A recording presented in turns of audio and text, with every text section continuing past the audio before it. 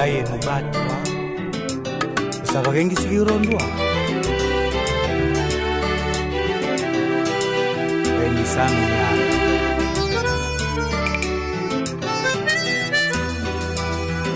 nimabena yeni tumbumeni zamiyabanga nimakike banga tumbumeni zamakenanga enza betironda tumbuyani andonza. L'État gabonais s'est rendu compte qu'il y avait une nécessité de réorienter l'économie gabonaise vers les renforcements de capacités techniques des entreprises du bâtiment et d'une manière générale des entreprises et commerces du Gabon. Et dans ce cadre-là, un appel d'offres a été lancé pour trouver des experts métiers en France. Donc j'ai été sollicité au mois de décembre, j'ai reçu un courriel et j'ai répondu à l'appel d'offres et donc j'ai été sélectionné dans le cadre de ce programme de compagnonnage artisanal sur la ville de Mouila. Fournir de l'eau, sauf si autre chose peut fournir, mais de l'eau ne le fournit pas. Et si sur 10 que nous sommes, il y a peut-être 2 qui fournissent même le matériel. Ça, il ne faudrait pas considérer à la face. La question de l'équipement est une question qui va venir en second temps, à partir du moment où on développera l'aspect coopératif, l'aspect possibilité d'acheter du matériel en commun et de le partager. Tu es d'accord ou pas? Oui. Tout seul toi-même, tu atteins tes limites. On a tous nos limites. On est d'accord? Selon comment on est évolué, chacun atteint ses limites. Si on veut dépasser un certain cap et on veut être force de proposition et avec du matériel de qualité pour pouvoir faire un travail encore meilleur, peut-être en réduisant les coûts, il faut travailler sur ces questions d'aspect économique. Donc l'idée c'est de faire un travail donc, de collaboration avec les artisans de Mouila pour comprendre un petit peu dans quelle situation ils se trouvent et quel est l'état de leurs connaissances et quelles sont les connaissances de chacun. Donc faire un état des lieux et à partir de cet état des lieux qui est assez divers, et mettre en place un système de formation qui permet à chacun de s'y retrouver, donc très pragmatique, en repartant sur les bases de construction, travaillant sur les modèles mathématiques, théoriques, de mise en œuvre, de manière à ce que chacun puisse s'y retrouver et comprendre en fait, l'articulation de toute démarche en fait, constructive, à partir donc d'un état des lieux sur la connaissance des granulats, des sables, des liants, jusqu'aux surfaces et au volume, les différentes manières d'élaborer un devis, de constituer un devis, construire un devis à partir de ces connaissances, de manière à pouvoir ensemble être d'accord sur des modes exécutifs. La formation va s'exécuter donc en partie en théorie ici en classe et aussi de manière plus pragmatique sur les chantiers de façon à mettre en cohérence et articuler à la fois domaine théorique et domaine pratique. T'as un niveau? Oui. Ou alors, l'accès est par où on rentre ici? C'est là-bas. Là, c'est fermé. Là où est Landry là? On peut aller sur 1 mètre par exemple. On met un palier d'1 mètre là? Ouais. C'est une marche de deux. Voilà, voilà. Une marche, deux marches, de palier. C'est bien. Si ça là, ça peut nous gêner, en tout cas on peut le casser. Non, ça va aller. Nous sommes là pour l'étape pratique d'un escalier que nous allons réaliser. Comme nous avons si bien vu depuis ces 2 derniers jours, différentes familles d'escaliers que nous avons. Ceux qui sont droites, ceux qui sont à 1 quart, ceux qui sont à double quart, ceux qui sont sous forme de spirale. Mais par exemple, ici, nous allons faire un escalier et nous sommes là en train de niveler déjà là d'où on va prendre appui l'escalier et pouvoir déterminer la hauteur, le nombre de marches et déterminer aussi la profondeur qu'on appelle le gérion de l'escalier. Par exemple, là, nous aurions un escalier qui aura pour repos, donc une plateforme, un palier de repos de hauteur de 1 mètre et pour pouvoir arriver jusqu'au haut là-bas. Donc c'est ce que nous réalisons maintenant. Bon.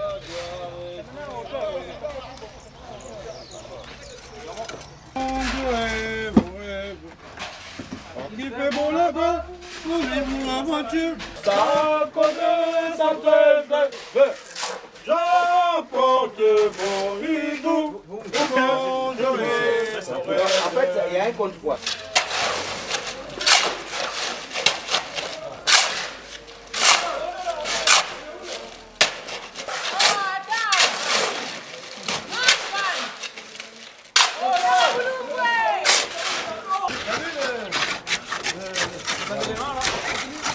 Cognez, cognez, cognez.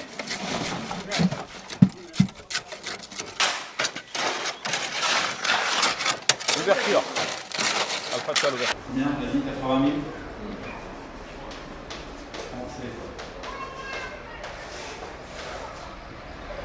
Maintenant, il faut rajouter pour le comme photo. Là.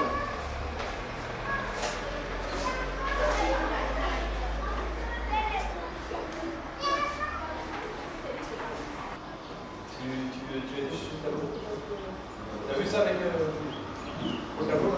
Si on part du constat que les cimentiers vendent du ciment avec des prescriptions techniques dessus, on est sur déjà des dosages qui sont faux.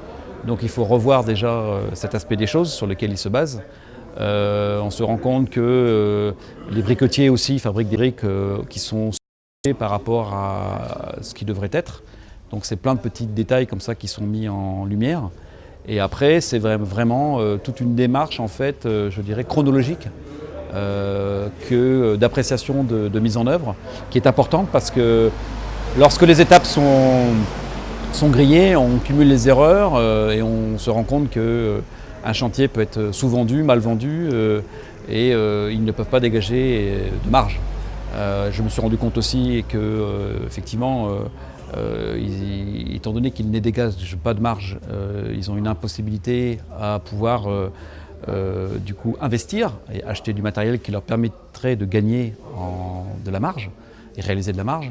Donc on a abordé aujourd'hui, ce matin, la question de l'association, la question de se regrouper, à l'instar de la France où il existe ce qu'on appelle des CUMA, des coopératives d'utilisation du matériel agricole. On peut très bien imaginer aussi une coopérative d'utilisation du matériel de bâtiment, où les gens se rassemblent pour pouvoir ensemble acheter du matériel qu'ils pourront donc utiliser, et chacun remboursera au prorata de l'utilisation du matériel, de manière à pouvoir gagner en efficacité et gagner en rapidité sur la mise en œuvre des chantiers.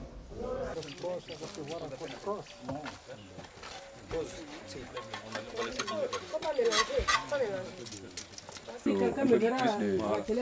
l'importance de tracer le trait de niveau. Dès que tu arrives au 5e rang, là, tu traces ton trait de niveau, comme ça tu sais. Tu vérifies ton trait de niveau, c'est le juge de paix. Si tu vois que ton trait il commence ici, d'accord, mettons qu'il commence là, et qu'il finit là-bas, à peu près la même hauteur, c'est que ton mur il est ton rang de niveau. Si tu commences ici avec ton trait là, et puis que tu finis en haut du parpaing ici, beaucoup fort, ici il y a 5 cm à rattraper. Okay. D'où l'importance du trait de niveau tout de suite. Okay. Oui, ben ici on a le cas échéant, on peut regarder. Ici on est sur une brique qui fait à peine 20, vous voyez, 20 au milieu. Ici si on se déplace, ici on a 19, au milieu on a 20, et là on a 19. C'est-à-dire que déjà ici sur la totalité de la brique, déjà on a une différence en fait d'équerrage. Si on vient sur ce modèle là, ici on est sur 18 devant, 18 là, et 17,5 ici. Donc vous voyez qu'ici déjà, si je tire le truc, on perd 5 mm ici. Donc déjà on a une différence aussi là déjà d'1 cm ici, 1,5 cm par rapport à l'autre. Si on se déplace sur une autre ici, hein, peut-être celle-ci, on va voir encore des surprises. Vous voyez en filmant, regardez déjà, vous filmez, vous voyez la courbe ici, ça fait une courbe. Normalement ça devrait être droit. Ici on a 17, au milieu on va avoir 18, et ici on va avoir 17,5. Donc comment voulez-vous arriver à réussir à faire des murs droits à partir du moment où on a déjà des briques qui sont de dimension fausse. Donc le travail du maçon consiste déjà à trier les briques ou alors renforcer en épaisseur ces joints pour attraper le niveau de chaque rangée. Donc on a vraiment un problème ici, quoi. Et comment on peut faire pour remédier justement à cette situation? Pour remédier à cette situation, il faut travailler avec les briquetiers, leur demander d'investir dans des moules de qualité, d'avoir une régularité de fourniture de produits. De la même manière, quand on regarde un petit peu la qualité, ici on a une brique, regardez, ici on a une brique de très bonne dimension, de très bonne dosage. Donnez-moi un marteau, s'il vous plaît, le marteau qui est derrière là-bas. Vous allez l'entendre au bruit. Regardez, écoutez. Donc là, on peut entendre une brique qui est bien dosée, hein, de bonne qualité. Regardez, si on tape ici, écoutez. Déjà, on se rend compte qu'il y a plus de sable. Regardez ici. Si je creuse un peu, vous voyez que c'est pas de la bonne qualité, quoi. Donc on a vraiment un problème à la fois de dimension, à la fois de dosage. Donc comment voulez-vous que les maçons derrière puissent arriver à faire un travail de qualité? Le travail de qualité, c'est toute la chaîne de valeur qui doit, elle aussi, travailler et vendre des produits de qualité. Mets ton doigt ici. C'est bon l'épaisseur de mon doigt. Ouais. Ouais. Tu sais, ça fait 30 ans que je fais de la maçonnerie, donc tu sais, je sais si un mur est droit ou pas. Hein. Si. À l'œil, hein, j'ai juste un coup d'œil. Hein. Ouais. Donc ça, tu aurais dû rattraper déjà. Tu aurais dû laisser les 3 rangs de travers et puis tu rattrapais déjà. Quitte à sortir et avoir ton parpaing qui sortait de ce côté-là, mais au moins tu rattrapais au-dessus. Là, tu as continué avec 5-6 rangs et ils sont pas alignés. C'est dommage. C'est important. Ouais. Là, on est sur un cas pratique, là. Oui. Oui, là, tu as une difficulté, là. Oui, apparemment, le mur est un peu bombé. Mais pourquoi? Par rapport, sûrement, c'est dû au niveau. Vous savez que le matériel qu'on utilise maintenant, il est un peu... Nous, on se dit qu'il est droit, bon, mais alors qu'il ne te donne pas le niveau normal. Raison pour laquelle, lorsque vous posez déjà les parpaings, ça te bombe le mur. Tu te dis qu'il est droit alors qu'il n'est pas droit. Alors, pour ne pas tomber dans ça, qu'est-ce qu'il faut faire? Bon, il faut avoir déjà le matériel adéquat. Et puis, il faut améliorer peut-être la façon de travailler. C'est tout ce qu'on peut dire. Et donc là, sur ce cas pratique, qu'est-ce que tu aurais pu faire pour rattraper cette situation-là? Il t'a expliqué là tout à l'heure. Là, déjà, du fait que c'est bombé d'un côté, il fallait peut-être arrêter au niveau de la 5e rangée et puis faire sortir le coin d'une brique. Faire sortir le coin d'une brique et puis rattraper le niveau. Et là, tout va se jouer maintenant au niveau du crépissage, mais ça va beaucoup prendre pour rattraper le mur pour qu'il soit droit. Quand on part avec des briques qui sont de mauvaise qualité, déjà on est perdu. Voilà. Donc l'importance de partir avec des arrases de niveau, contrôler les premiers rangs, voilà, quitte à se mettre des piquets de hauteur pour et bien suivre en fait. Si vous voulez vraiment travailler de niveau, vous mettez des piquets dans les angles, des piquets, comme on a fait pour les escaliers, avec les hauteurs de 19,5-20. Et vous les mettez bien dans les 4 angles du bâtiment, tu les mets bien dans les 4 angles du bâtiment, tu les accroches bien avec tes traits, comme une pige quoi. Tu fais tes 4 piges. Vous fixez ça bien avec des points de béton dans le poteau du bas.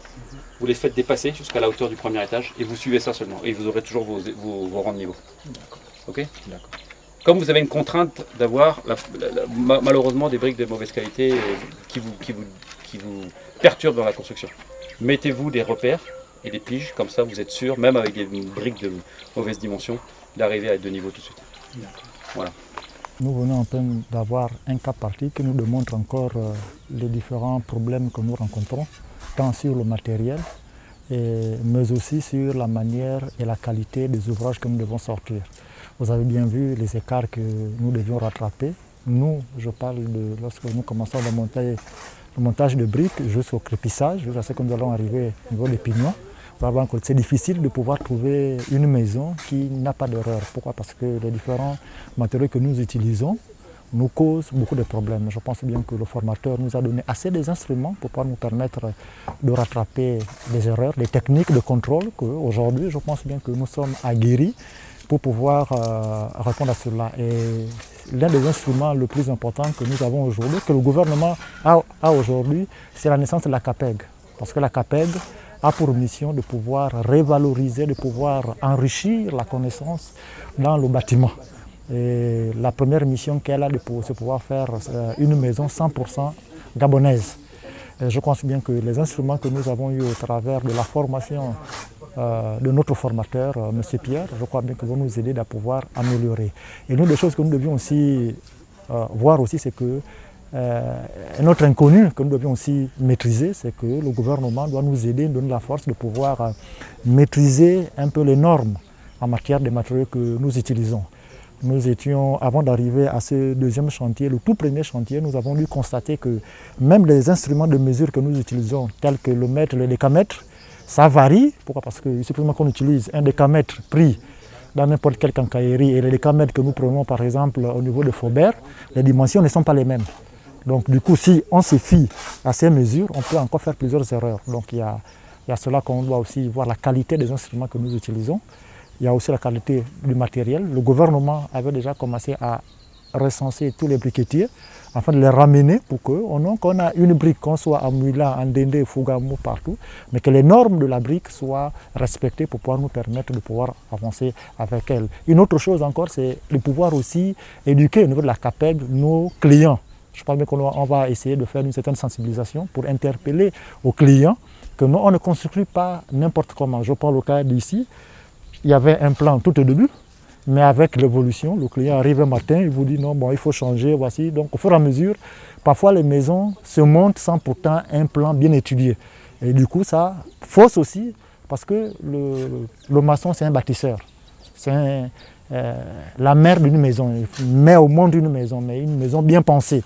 Et une maison bien pensée, c'est une maison dont toutes les mesures sont prises. Les moindres petits calculs ont une importance pour la réussite de la maison. Donc, nous devions éduquer aussi nos clients, parce que parfois nous rencontrons des clients comme celui qui est ici. Lui, il fournit le matériel, il va prendre à 2 à 3 fournisseurs qui apportent des briques, mais on retrouve un fournisseur qui nous amène des briques à 16 cm de hauteur, l'autre c'est 17, l'autre c'est 18 et rarement la norme qu'il faut. Et nous, lorsque nous arrivons à pouvoir travailler, on trouve des difficultés. Donc je pense bien que nous avons au niveau de la CAPEG cette mission de pouvoir éduquer le citoyen lambda pour pouvoir aussi maîtriser les normes lorsqu'ils vont acheter les matériaux pour avoir une belle maison, une bonne maison avec toutes les qualités qu'il faut.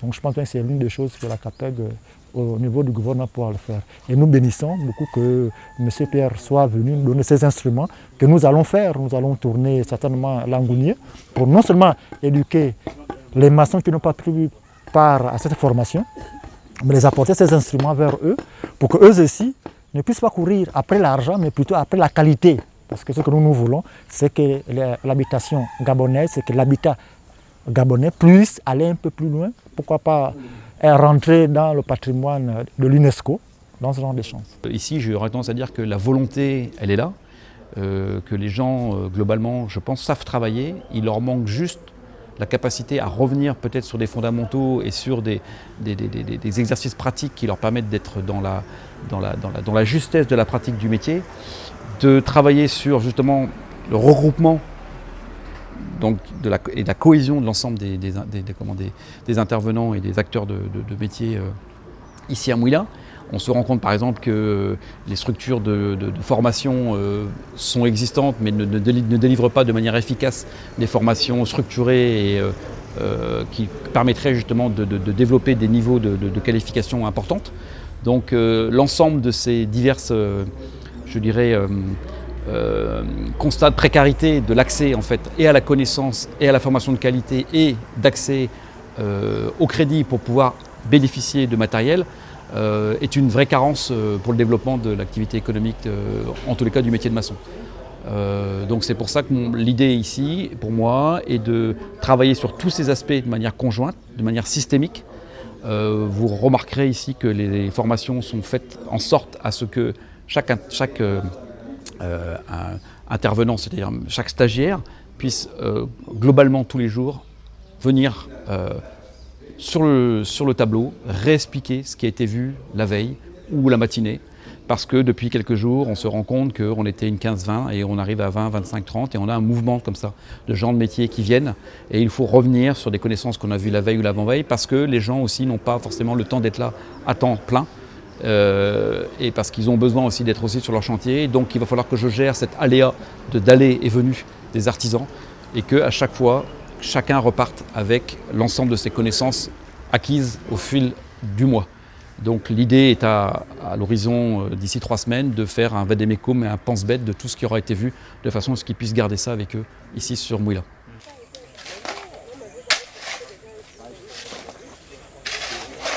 Avant, j'avais des béabas dans la maçonnerie, mais maintenant, aujourd'hui, je crois bien qu'avec ce qui est dit aujourd'hui, ça me permet de mieux, non seulement maîtriser la qualité, parce que généralement, les ouvrages que nous faisons en termes de soubassement avaient toujours un petit hic, et ce hic-là était un peu dans la manière de doser le dosage, concernant par exemple le granulat avec les liants. Mais aujourd'hui, au travers de cette formation, les mélanges que nous avons aujourd'hui, je pense qu'elles tendent plus un peu sur ce qui est industriel, parce que généralement nous on le faisait un peu dans le tas. Donc aujourd'hui, vraiment je bénis le Seigneur de nous avoir donné au travers de la CAPEG cette formation qui nous permet aujourd'hui de pouvoir mieux maîtriser ces différents dosages, mais aussi de pouvoir innover, parce qu'aujourd'hui, nous nous rendons compte que le seul lien que nous utilisions d'habitude était seulement rien que basé sur le ciment. Alors qu'aujourd'hui, avec la chaux et l'argile, je pense bien qu'aujourd'hui, nous aurons l'occasion de pouvoir faire d'autres propositions à nos clients, dans le sens de vouloir mieux renforcer leur soubassement, leur bâtiment, en utilisant non seulement le ciment, mais aussi l'argile et la chaux aussi. Donc vraiment, c'est vraiment une bonne chose pour nous aujourd'hui. Et je prie le Seigneur que nous puissions aller au bout de cette formation. J'ose croire que la CAPEG Ngounié va proposer plus tard à nos gouvernants, plus tard à l'urbanisme ou au cadastre, un autre type de construction que nous pouvons faire. Et puis je pense bien que l'habitat au niveau de l'Angounié et du Gabon pourra changer au travers de toutes ces personnes qui prennent part à cette mission.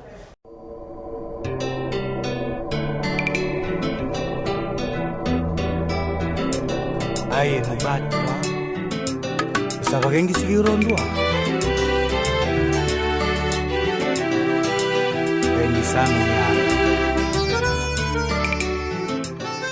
Nous avons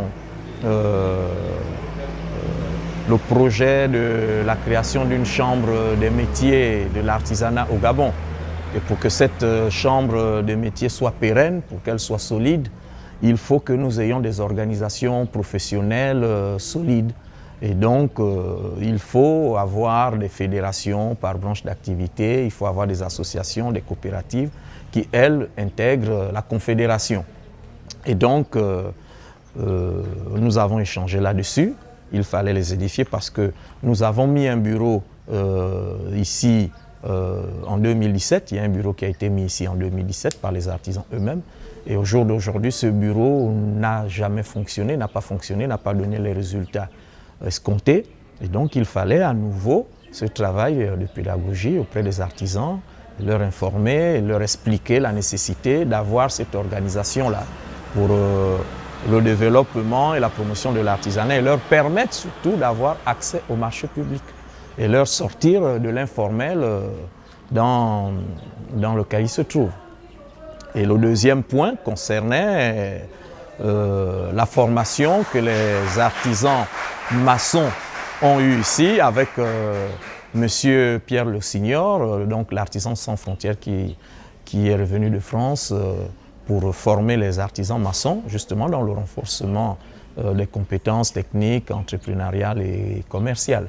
Et à ce niveau-là, les artisans maçons de l'Angounié nous ont fait savoir que ce programme était la bienvenue et qu'ils l'ont fait avec beaucoup d'abnégation, avec beaucoup de joie, et que le savoir-faire et le professionnalisme de M. Pierre Le Signor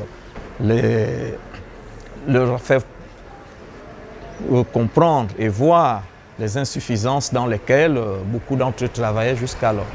Est élu président à 100%, M. Guy Auger, Marina.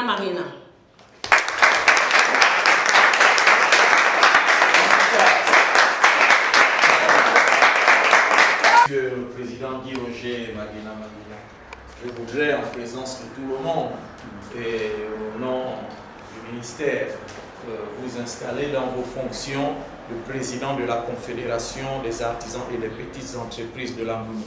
Félicitations encore, Monsieur le Président.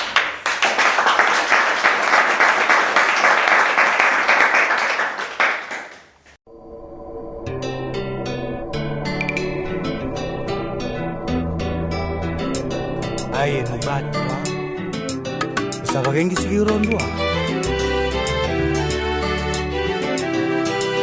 benisaminyana.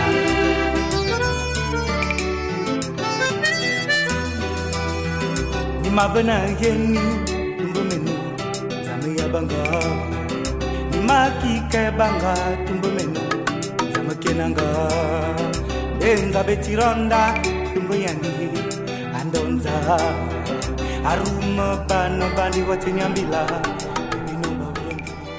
En tant que point focal de la Chambre de métier et coordinateur RCTEC, nous ne pouvons qu'être heureux de voir que l'Angounié a un nouveau bureau de la CAPEN, qui est la Confédération des artisans et des petites entreprises de l'Angounié. parce qu'il y a un bureau qui était là depuis 2 ans et qui, à notre niveau, n'a vraiment pas donné satisfaction par rapport aux objectifs que ce bureau était censé atteindre. Alors donc, je pense que c'est une bonne chose si les artisans de Langounier ont décidé eux-mêmes, au bout d'un temps qui s'était donné, d'évaluer le travail de ce bureau, de renouveler leurs instances dirigeantes. Et je suis tout à fait satisfait parce que, concernant le projet de la Chambre des métiers, nous avons besoin des organisations professionnelles fortes au niveau provincial et au niveau local et au niveau national. Et donc si au niveau de Langounier, le bureau de la CAPEN a été renouvelé, ben, je ne peux que m'en réjouir. Et je pense que par rapport aux échanges que j'ai eus avec les différents membres de ce bureau, le président, le secrétaire général et le vice-président, ils nous ont donné l'assurance et leur engagement de travailler avec le ministère et de pouvoir atteindre les objectifs que le ministère s'est assigné avec l'appui de ces organisations professionnelles. Donc les objectifs qui consistent simplement au développement, à la promotion, à l'encadrement des artisans. Je compte beaucoup sur mes collègues et compatriotes d'ici. Je suis un friand du bâtiment et avec tout ce que je viens d'entendre du coordinateur national, j'étais un peu déçu. Beaucoup de mots m'ont touché, ce qui a fait en sorte que je puisse me présenter à cette élection du président de la CAPEN Mouila. Mais je peux vous rassurer qu'avec vous, nous irions plus loin et que CAPEN Mouila ne va plus jamais s'arrêter un jour. Je suis plus que satisfaite parce que le travail qui s'est fait d'abord techniquement, c'est très bien. Je remercie l'ambassade de France qui a bien voulu nous envoyer M. Pierre Le Signor et qui est vraiment expert parce que là, il maîtrise. Et quant aux artisans et aux chefs d'entreprise, je suis très heureuse d'accompagner ce mouvement. Je dirais que j'ai appris beaucoup de choses moi-même, tout simplement parce que je ne savais pas que les parpaings étaient même de mauvaise qualité au niveau du Gabon. Les dimensions ne sont pas respectées, l'épaisseur n'est pas respectée, ça ne répond même pas aux normes. Et là, je crois que l'administration va taper la main sur la table parce que nous devons construire des bonnes maisons. Et le dosage, un dosage excellent. Nous avons appris à bien doser, à faire un mortier. Non, c'est une très bonne chose. À réaliser les marches d'escalier, à faire un montage des parpaings. Non, c'est excellent. Et je suis très heureuse et très fière d'appartenir à ce mouvement.